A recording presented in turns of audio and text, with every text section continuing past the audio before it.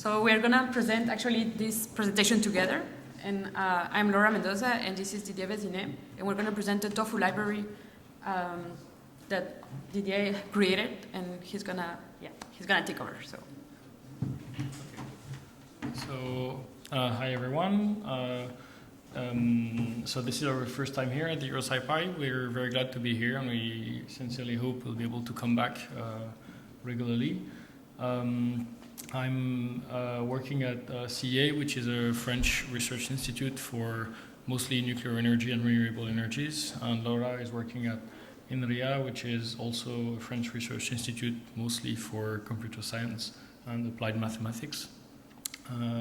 ToFu is an open source Python package for synthetic tomography diagnostics on Tokamaks. There are two complicated words in that title, tomography and tokamaks. I'm going to introduce them before diving into the library itself.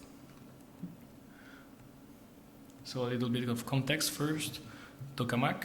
Tokamak is an acronym, and it's the name we give to a special type of nuclear fusion reactors. So nuclear fusion first then. As you probably all know, we have a lot of global issues. One of them is energy. Because the worldwide need for energy is growing, in part because the population itself is growing, and also because the standards of living of that population are improving, which in itself is a good news, except that it's putting a high pressure on our environment, which is changing and degrading, and we run the risk that some of the resources we're using we might get short on them. So there is a general need to, of course, decrease our consumption, but also at the same time to find alternative means of producing or transforming energy. There are, as you know, there is research going on in many fields, renewable energies in particular, but not only, and a relatively clean, safe way of producing energy, and in particular electricity, on a massive scale would be very welcome in the energy mix, and that's why we do research on nuclear fusion. It is not working yet. It is complicated, but if it works one day, maybe in a few decades, it would definitely fulfill that role. So how is nuclear fusion done? There are several ways of doing it. One of them is to use what we call a tokamak. So it's, in a nutshell, it's basically a toroidal vacuum vessel. So by toroidal, I mean like a torus, a donut. It's a toroidal vacuum vessel in which we put hydrogen gas or hydrogen isotopes like deuterium and tritium. We put only a few grams of hydrogen in a volume of several cubic meters. So it's very low density. And we heat up that hydrogen until it becomes a plasma. So plasma is ionized gas. The electrons the atoms are stripped off their electrons, and instead of a neutral gas, you have an ionized gas with charged particles moving, and they are subject to electromagnetic forces. The gas is very hot, the plasma is very hot, it has very low density, and it's confined inside the vacuum vessel by means of mostly a magnetic field to avoid that it touches the walls of the vessel. So this is basically a tokamak. It is, you can consider it as an axisymmetric device in sense of the axis of the torus. As I said, it is ongoing research. There has been a lot of progress done during the last decades, but there is still some progress to be done before it works at industrial scale. Now you know what a tokamak is.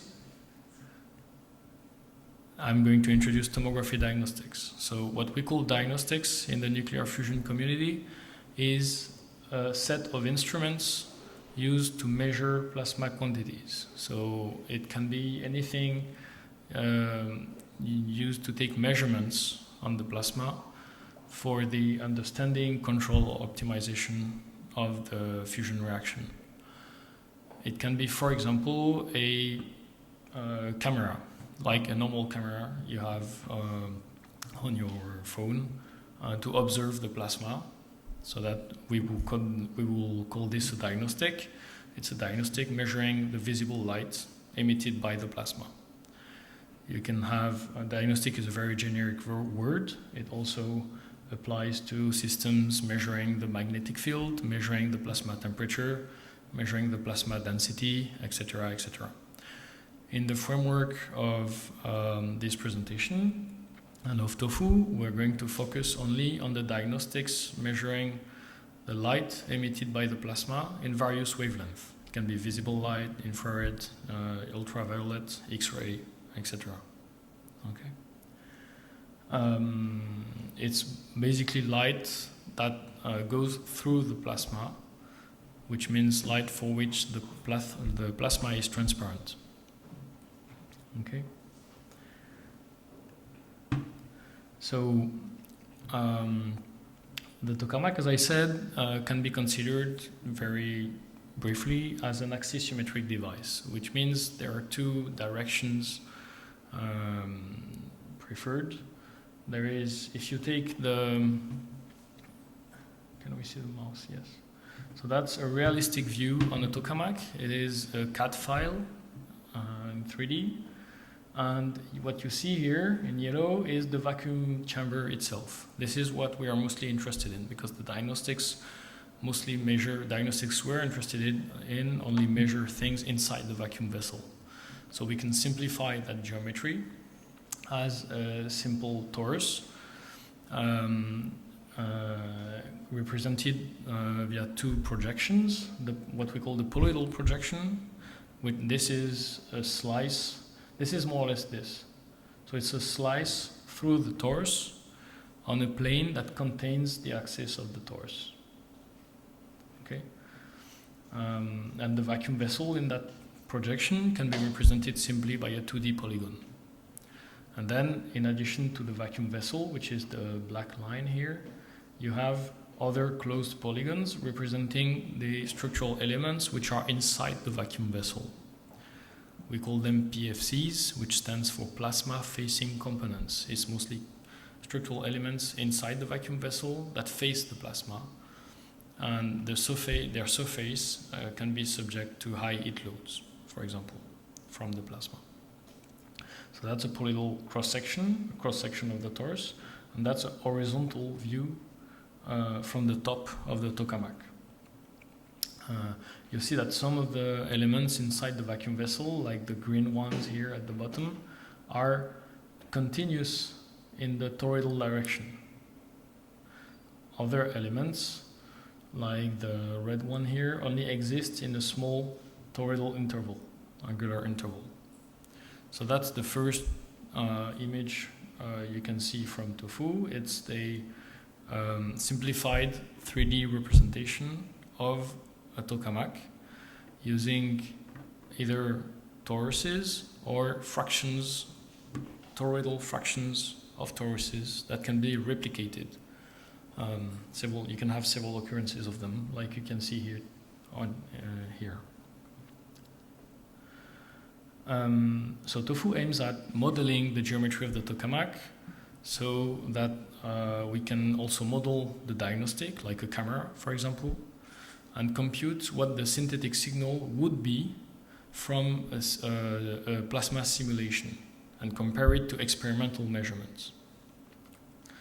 It also aims at doing the other way around, taking experimental measurements and trying to reconstruct, using inversion and regularization algorithms, the plasma in a polyidal cross-section. This is, for tomography, this is the problem that we want to solve. We have here a polyidal cross-section of the tokamak with two cameras. ToFu can handle cameras also in the generic sense. We call cameras any set of lines of sight. So it can be either a regular 2D camera like you have on your phone, which is basically a 2D grid of sensors placed behind a lens or placed behind a pinhole in our case. But we also use the term camera for 1D arrays of 1D array of sensors placed behind the pinhole. We simply call that a 1D camera. So you have two 1D cameras here, standing in the same polygonal cross-section, viewing the plasma. Each black line here corresponds to a line of sight. So each sensor on the array of sensors is associated to a line of sight, because its 3D field of view through the pinhole is very thin and can often, but not always, be approximated as a line. We call that a line of sight. So when you have that set up, you can solve two different problems. One is the direct problem. So you have a simulated emissivity, which is given to you by a plasma simulation code that tells you, okay, it gives you a 2D map, for example, of the light emitted by the plasma. And solving the direct problem is computing the signal on each sensor from that simulated 2D map, what we call computing the synthetic signal. This is quite straightforward. It only requires being able to compute volume and or line integrals of a known field. And there is also the inverse problem, which is the opposite. You take experimental measurements from the actual cameras, the actual sensors on the tokamak. So you have the volume integrated data, and you want to reconstruct the 2D local emissivity field, the 2D field of the light emitted by the plasma. This is an inverse problem. It requires not just spatial integration, but it also requires meshing the plasma section using basis functions, computing a projection matrix, geometry matrix, data filtering, inversion routines, regularization, etc. ToFu was designed to handle these two problems for a tokamak. Tomography is a nilpost problem, which means that the inverse problem, the solution to the inverse problem, is very sensitive to small bias, noise in the data, small errors in the computation of the geometry matrix, which means it has a reputation for low reproducibility and low reliability.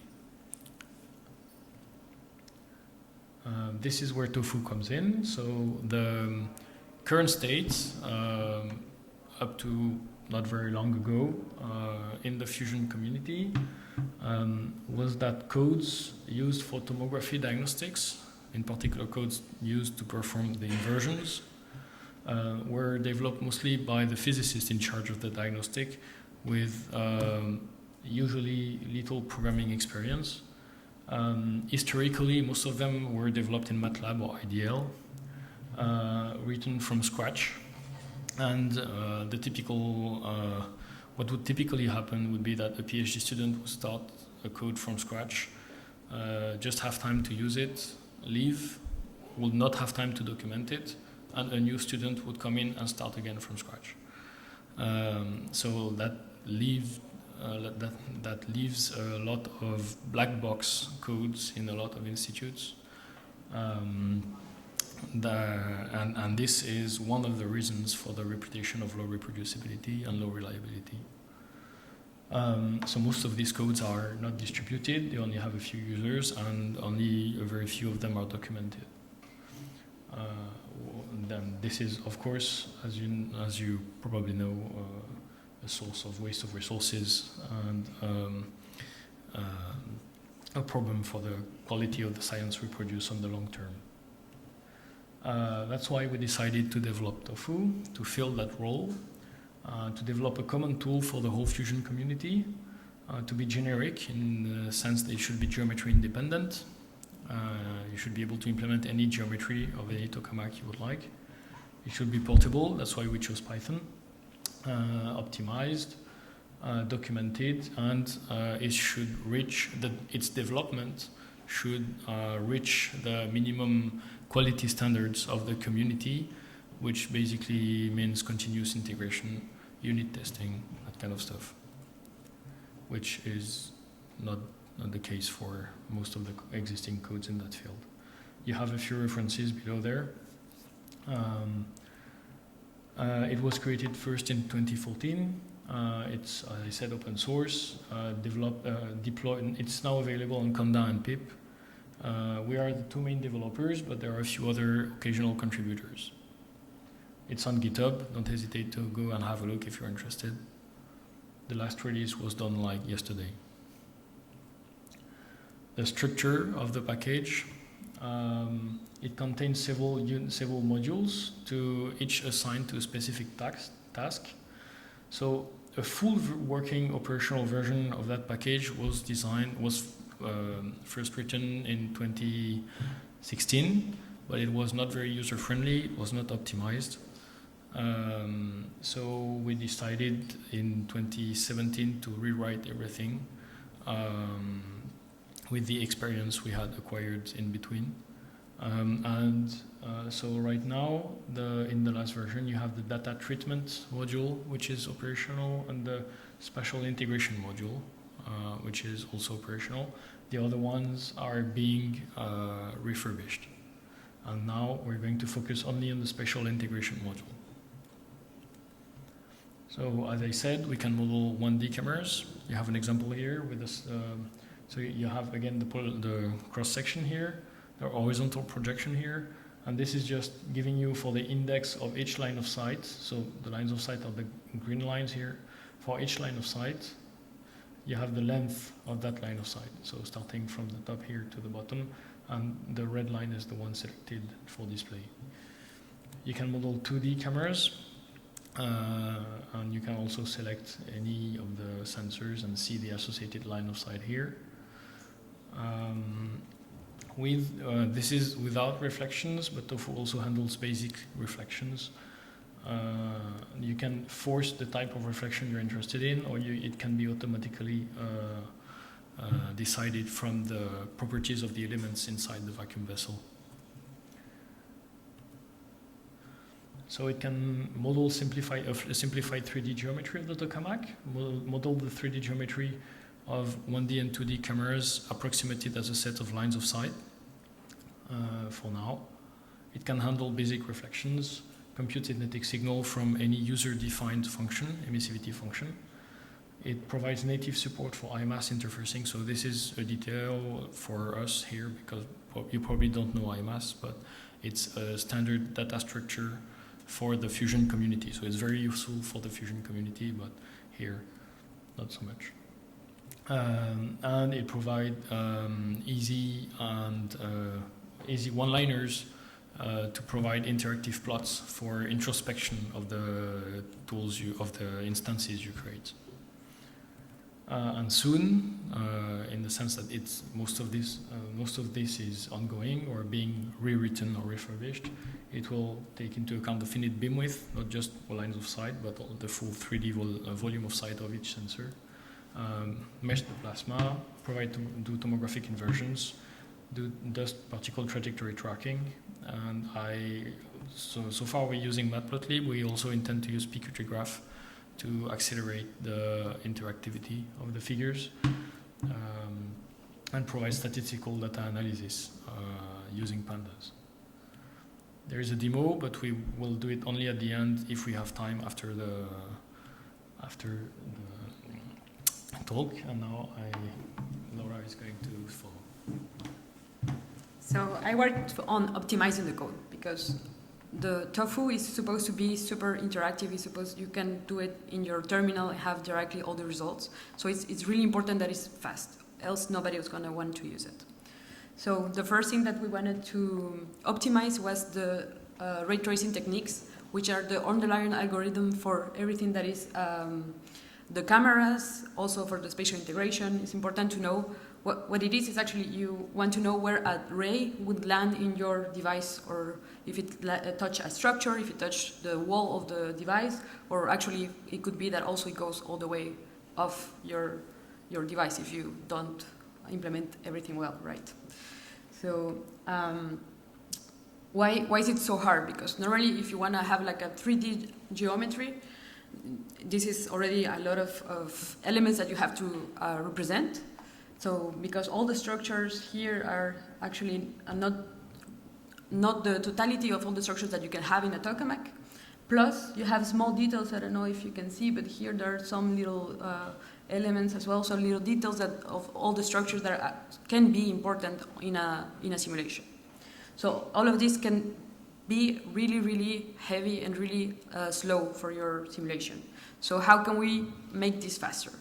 First of all, as Didier said, ToFu is taking a simplified geometry. So we're not representing a real 3D device. We're doing something that, as he said, is a 2D polydicot that is extruded, or you have a rotation along an axis. And we're going to use, mathematically, we're going to simplify everything that we can do by symmetry. We optimize it this way. And how still, even if it's just a 2D thing that are extruding or we're putting a rotation, how can you compute the intersection between an element that can be whatever structure, whatever shape that you have, and a ray in 3D space?